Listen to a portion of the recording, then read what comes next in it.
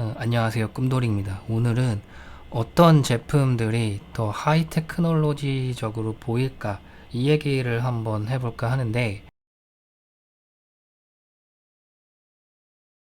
아시는 분들은 아시겠지만은 미니 쿠퍼가 제가 예전에 타고 다니던 차량이었거든요. 이 제품이 왜 사람들이 이쁘다고 생각을 하는지 거기서부터 한번 얘기를 한번 해볼까 하는데, 자, 미니 쿠퍼가 이제 이렇게 생겼죠. 자, 눈이 이렇게 동그래요. 자, 이 눈이 동그래서 약간 디자인이 예쁘다, 뭐 그렇게 얘기할 수도 있는데, 사실 이런 내용은 포르쉐랑 겹치죠. 근데 이거는 조금 순위에 조금 내려가 있다고 생각을 하고, 다른 차와 조금 다른 부분이 있구나라는 걸 느끼는 부분이 어떤 거냐면, 프레임리스 도어를 채택하고 있습니다. 네, 물론 프레임리스 도어를 사용하는 브랜드가 뭐 벤츠에서도 프레임리스 도어를 사용한 적이 몇 번 있었고, 그리고 테슬라 모델 3에서도 사용하고 있지만은 미니 쿠퍼랑은 조금 다른 부분이 있고요. 그 우리나라에는 이제 제네시스의 GV60이 아마 프레임리스 도어를 사용하고 있을 거예요. 일단 프레임리스 도어가 왜 하이 테크놀로지적인 요소로 자리 잡고 있는지를 보자면, 지금 미니 쿠퍼를 디자인을 보시면 굉장히 3단 분리적으로 보여지는 걸 볼 수가 있어요. 본체가 있고요. 크롬의 가니쉬가 하나 보이고, 지금 유리가 바로 보이고요. 천장이 바로 보입니다. 그래서 천장, 유리, 본체 이런 식으로 이제 나뉘기가 쉬운데, 자, 레인은 문짝 있죠. 프레임 있고, 그 다음에 프레임 위에 또 프레임 있고, 그 위에 루프가 있어요. 자, 그래서 보는 사람으로 하여금 여기서부터 여기까지가 천장인지, 여기는 왜 이런 라인이 있는지, 이런 부분이 약간 모호한 기준으로 되어 있다라는 거죠. 프레임리스 도어가 디자인을 모르는 사람들이 봤을 때 저게 좀 더 단순미가 있지 않나 라는 생각이 듭니다. 프레임리스 도어를 채택하는 게 실제로 그렇게 흔한 차는 아니에요. 사실 미니 쿠퍼를 제가 이제 한 3년 정도 이제 타봤던 차주로서, 미니 쿠퍼는 이제 단점이 있는데, 이제 보통 일반적인 차는 이런 식으로 도어가 구조가 돼 있어요. 그래서 천장 있고 몰딩, 고무 몰딩이 있어요. 방수를 위해서. 그리고 프레임이 있고, 그 다음에 이제 유리가 이제 지나가고요.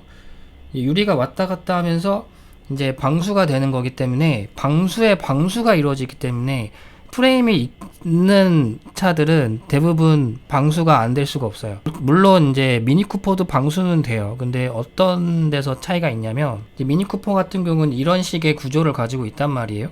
그래서 어떤 상황이냐면, 유리 부분이요, 문을 닫을 때 잠깐 앞으로 당겨지는 모션이 들어가요. 열려 있을 때는 한 이쯤 와 있다가 문을 딱 닫는 순간 살짝 위로 올라가서 얘가 이렇게 방수를 좀 더 다 잡아준다라는 거죠. 이런 모션이 들어가야 돼요, 이 프레임리스 도어는. 근데 여기서는 상관이 없는데, 문제는 뭐냐면, 얘가 이렇게 움직이면서 이 부분이 있잖아요, 이 부분에 방수가 살짝 풀려요. 그래서 세차를 하잖아요. 세차를 하게 되면은 이 사이로 이제 물이 들어갑니다. 비가 다 그친다든지, 아니면은 세차를 다 하고 나서 창문을 내리고 다시 올라갔을 때 유리에서 물이 묻어 나옵니다. 그 영업하시는 분한테 제가 차를 인계를 받았을 때 어떤 일이 있었냐면, 제가 문 여는 그 버튼이 어떤 건지 살짝 만져보다가 문을 내렸어요. 그리고 다시 올렸는데 그 물기가 올라오는 거예요.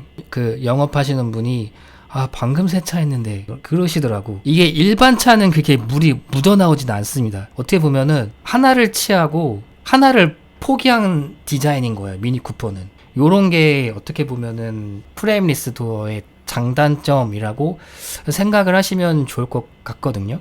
이걸 보면은 조금 뭔가 좀 뭔가 이상하다라는 느낌이 드셔야 되거든요. 이게 미니 쿠퍼가 크램쉘 본네트를 사용을 하고 있어요. 크램쉘 본네트가 왜 크램쉘 본네트냐면, 이게 본네트가 가지고 있는 면적이 굉장히 큽니다. 파팅 라인이 굉장히 최소화되었다라고 얘기를 할 수가 있어요. 자, 근데 이게 뭐가 그렇게 대수냐라고 생각을 할 수가 있거든요. 근데 사실 그 미니 쿠퍼가 원래는 여기 이 헤드램프 부분이요, 원래는 본네트에 달려 있었어요. 근데 이게 본네트가 이게 쾅 하고 떨어지면서 자꾸 헤드램프에 뭐 커넥션이라든지 전구가 자꾸 나가버리는 바람에 헤드램프만 따로 밑으로 내린 디자인이 아마 2세대부터였던 됐던 걸로 기억을 하고 있는데 그 정확하게는 모르겠어요. 1.5세대였는지 2.5세대였는지는 그건 모르겠는데 어쨌든 저는 이제 3세대를 타고 있었기 때문에 저는 이제 이런 디자인이었었고, 자 다른 차들을 한번 볼게요. 본네트의 파팅 라인을 이쪽으로 두고 있습니다. 이렇게 그쵸? 이게 최근까지 있는 디자인이죠. 이게 이렇게 가요. 얘는 여기 하나 여기까지가 이렇게 날리고 있는 거예요. 근데 이렇게까지 먹진 않은 거죠. 근데 그렇게까지 먹기가 힘들어요. 디자인이 이렇게 가 있죠. 파팅 라인이 여기 하나 이렇게 가 있죠. 자 K3 이게 최근의 디자인인 것 같은데, 디자인을 보시면 여기에 파팅 라인이 들어가 있어요. 여기에. 이게 보통 일반적으로는 이렇게 돼 있어요. 근데 그러면은 이 라인을 안 만들 수는 없냐? 그게 불가능한 게 어쨌든 범퍼와 본네트는 나눠야 되거든요. 범퍼는 플라스틱 소재고 본네트는 엔진의 열을 직접적으로 받기 때문에 이걸 플라스틱으로 만들어 버리면은 다 녹아버리고, 그렇다고 범퍼까지 쇠로 만들면 보행자 안전법인가요? 이거에 문제가 돼버려요. 그래서 이 두 개를 부품을 나눌 수밖에 없는 구조죠. 근데 이거를 나누었지만 나누지 않은 것처럼 보이느냐, 직접적으로 노골적으로 얘는 나눴다라는 거를 보여줄 것이냐라는 거는 디자인적으로는 얘기가 다른 부분이다라는 거죠. 좀 어떻게 보면은 파팅 라인을 좀 숨기는 게 제가 느끼는 하이 테크놀로지 어떤 부분이라고 생각을 해요. 이제 가장 하이 테크놀로지라고 생각한다면 아무래도 이브라고 볼 수 있는데, 얘가 사실은 현재의 기술로 절대로 만들 수가 없는 이제 외형입니다. 왜냐면 얘가 완전히 접었을 때 파팅이 하나도 안 보여요. 얘가 그리고 손도 막 나뉘죠. 이렇게 나뉘는데 딱 접었을 때는 파팅이 전혀 안 보인다는 거. 모든 원소를 다 조합을 해서 진짜 최고의 소재를 만든다고 해도 이런 소재는 만들 수가 없고, 최고의 소재가 있다고 해도 그걸 가공하려면 그거보다 더 높은 경도를 가지고 있는 소재로 깎아야 되는데, 아니면은 더 높은 온도로 녹을 수 있는 몰드가 있어서 그 몰드로 얘를 녹여서 그걸 담아서 부품을 찍어야 되는데 그런 게 없죠. 현실적으로 이건 만들 수가 없는 소재인 거죠. 자, 지금 이게 아이오닉 5의 컨셉카인데, 잘 보면 여기 이제 이렇게 라이트닝, 이 웰컴 라이트닝에 가니쉬가 이렇게 들어가 있는 거를 볼 수가 있어요.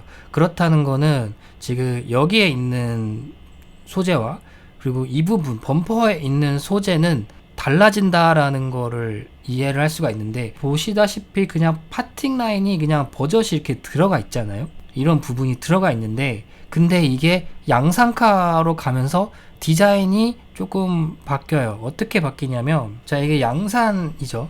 양산품이에요. 근데 보시면 엣지 부분에서 파팅이 이루어지는 게 아니라 엣지 부분 바로 밑에 파팅이 이루어집니다. 근데 사실 저는 이런 부분을 제가 편입 미술학원을 다닐 때 선생님이 이렇게 그림을 그리라고 얘기를 해줬어요. 너가 이제 소재를 나누고 파팅을 할 거면 엣지 있는 부분에다가 파팅을 하지 말고 그 바로 밑에 조금 띄어서 파팅을 하라고 그렇게 배웠는데, 이거는 왜 그러냐면 입장 차이가 있거든요. 학생의 입장에서 바라보는 제품은 좀 더 현실 가능성 있게 그림을 그릴수록 얘는 생산이라든지 어떤 현실적인 부분들을 이해를 하고 있구나라는 거를 알려주는 도구로서 그렇게 그림을 그리라고 배운 거고, 어느 정도 양산을 하던 사람이 컨셉카에 가깝게 양산을 해버리면은 이 사람은 이렇게 알고도 있는데 이렇게도 만들 수가 있네 라고 얘기를 할 수가 있는 거죠. 그러면은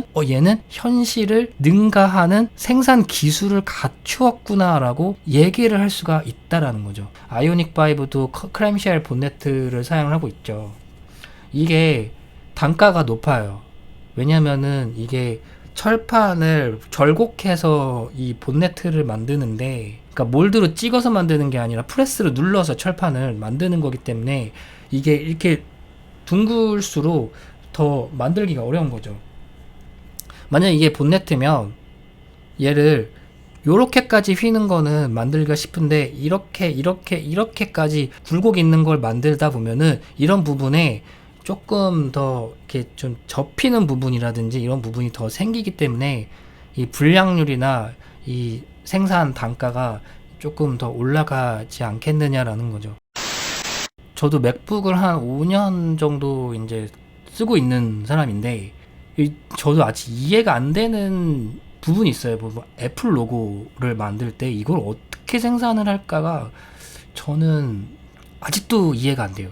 자, 만약에 제가 맥북이라는 거는 알루미늄을 깎아서 만드는 제품이란 말이에요. 알루미늄을 드릴로 깎아서 만들었다면 안쪽으로 들어오는 이런 라운딩 있죠. 이렇게 안쪽으로 이렇게 들어오는 요런데 이렇게 각져 있는 부분, 만약에 얘를 드릴로 깎아서 만든다면 드릴의 구경만큼 라운딩이 질 수밖에 없어요. 드릴의 직경이 1mm다 그러면은 반지름이 0.5mm만큼의 라운딩이 들어갈 수밖에 없는 구조라는 거죠. 그런데 여기는 R값이 거의 보이지가 않아요.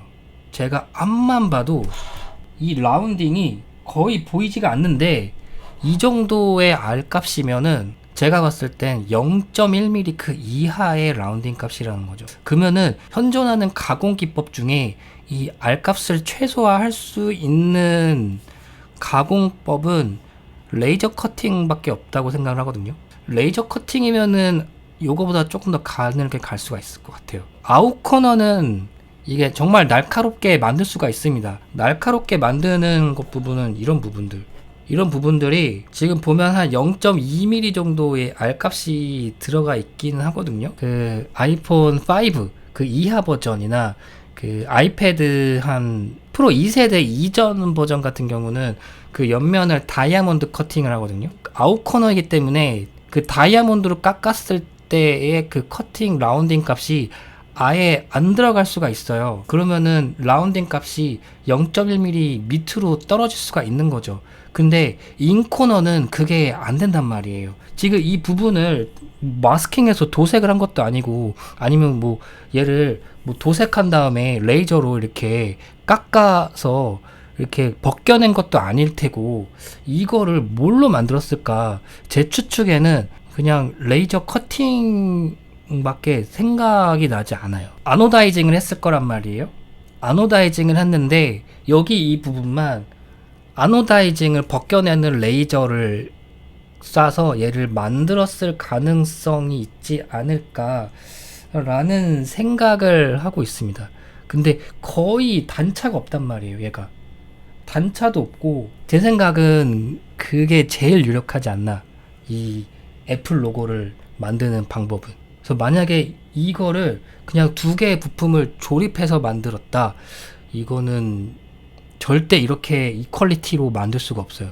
분명히 조금은 떠요. 아니면 라운드가 더 들어간다거나.